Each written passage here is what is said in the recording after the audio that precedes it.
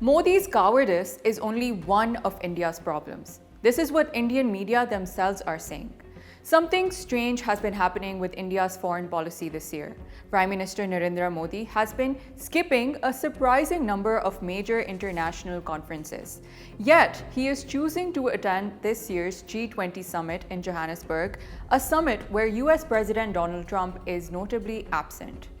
So, what's going on here? Is Modi avoiding Trump? And does it have anything to do with Pakistan? Let's find out. But first, make sure you've subscribed to our channel.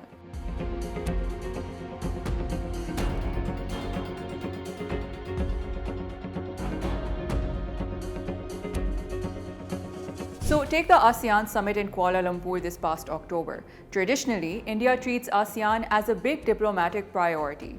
It's the centerpiece of the Act East policy, and Modi usually shows up in person. But this year, he didn't even go. He logged in virtually instead. Indian outlets have reported the official reasons: holy festivals plus the Bihar elections. But multiple foreign policy reporters have said that none of those fully explain his absence. He also didn't attend the high-level UNGA session this year. This absence was especially notable because Trump met both Pakistan's Prime Minister and Field Marshal at the same event. And these were optics India definitely didn't want to share. And then he also wasn't at the G7 summit in Canada because he wasn't invited. Canadian-Indian ties have been in deep crisis since Trudeau accused Indian agents of involvement in the assassination of Sikh separatist Hardeep Singh Nijjar. According to Bloomberg and NDTV, Canada did not extend a formal invitation to Modi at all. So this is not Modi skipping, this is Modi being sidelined. And this is exactly the pattern that the Wire article warns about. India's global presence is shrinking. The author argues that Modi tends to avoid international settings where he might face tough questions, uncomfortable optics, or possibility of being contradicted publicly by another world leader.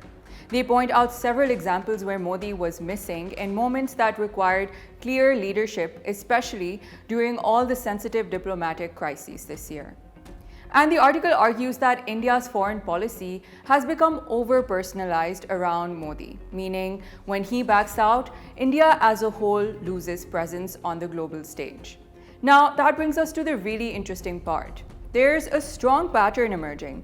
Modi avoids summits where Trump is present and attends the one where Trump isn't. Why? Because Trump seems to be very keen on India-Pakistan issues. For example, he's made a lot of remarks about India's losses during the May conflict with Pakistan. At one dinner, he said 7 brand new, beautiful planes were shot down in the India-Pakistan clash. Later, he raised that number to 8. On top of that, a report submitted to the US Congress by the US-China Economic and Security Review Commission has stated that during the 4-day May 2025 clash between India and Pakistan, Pakistan achieved a military success over India. And of course, Trump has repeatedly claimed that he personally pushed India and Pakistan into a ceasefire. But none of this aligns with India's narrative of no third-party mediation when it comes to Pakistan. And Trump threatens that narrative. His statements about jet downings undermine India's military claims, and his claim of mediating a ceasefire undermines India's diplomatic stance. And friendliness with Pakistan probably bothers Modi even more. So it makes sense that Modi carefully avoids being in the same room as Trump. And that's probably also why he has somehow chosen to attend the G20 summit, because in Trump's absence, it's the safest event for him to attend. But what does all of this say about India's diplomacy? India's foreign policy is increasingly defensive, controlled, and narrow. And as The Wire puts it, Modi's absences expose a larger issue: foreign policy built around one man instead of institutions, strategy, or consistent global engagement.